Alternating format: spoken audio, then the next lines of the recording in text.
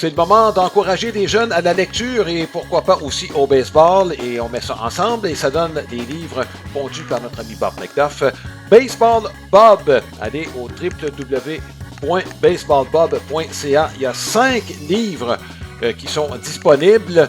Le plus récent du groupe, c'est Baseball Bob et la Grande Évasion. Il y en a d'autres qui sont disponibles au fur et à mesure que l'année va avancer. Monsieur Baseball Bob, son imagination est sans limite, donc vous comprendrez qu'il y a d'autres œuvres qui s'en viennent. Et pourquoi pas profiter pour les jeunes de cette lecture et l'initiation au baseball pour faire aller, vous aussi, votre imagination. Notre profil de la semaine, Jason Heyward, il a annoncé officiellement sa retraite. Marc, je pensais que c'était pour se faire avant. Il a prolongé sa carrière de quelques saisons, lui, dans le baseball majeur. Ça a commencé en 2010, deuxième comme recrue de l'année. Buster Posey qui l'avait devancé. Il a eu une très, très belle carrière. Marc, les partisans des Cubs de Chicago vont se souvenir de lui, pas par son rendement nécessairement, mais par la conquête de la Série mondiale de 2016. Et évidemment, on n'était pas là, mais match numéro 7, les Cubs venaient de se faire coller 3 points par Cleveland en 8e manche. Tout le monde avait le taquet, regarde, le moral dans les talons. Et c'est pas des blagues, Aroldis Chapman pleurait dans le vestiaire. La pluie arrive après la 9e manche et c'est là que Jason Heyward a fait son nom.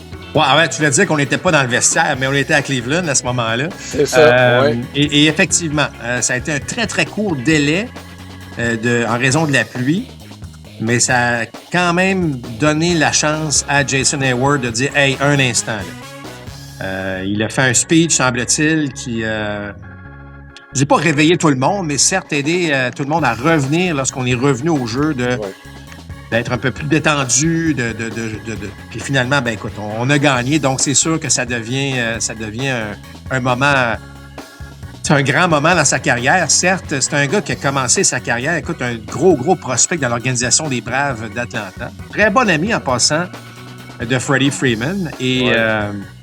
Écoute, lui, c'est un des gars qui a frappé, si je ne m'abuse, que son premier coup de chaud dans le baseball majeur, c'est un coup de circuit.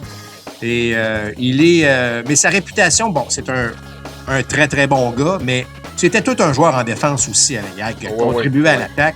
Mais c'est un des bons gants qu'on a vu, là, comme voltigeur de droite surtout, là, dans toutes ces années dans le baseball majeur. Oui, 5 gants d'or au cours de sa carrière, Marc. Écoute, son rendement à l'attaque, je pense que les attentes ont été gonflées un peu par ses premières années. Il n'était pas vieux, Marc, quand il a commencé dans le baseball majeur. Là. Il avait 20 ans quand il a commencé. Puis son MPP plus pour l'ensemble de sa carrière, c'est 101.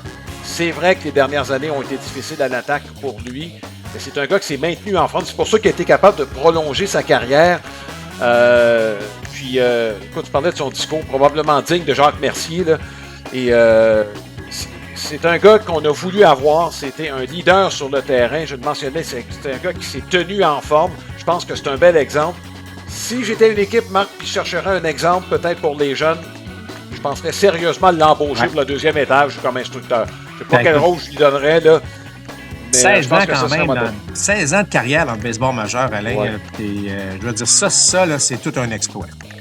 Absolument. Donc, c'est terminé pour Jason Heyward.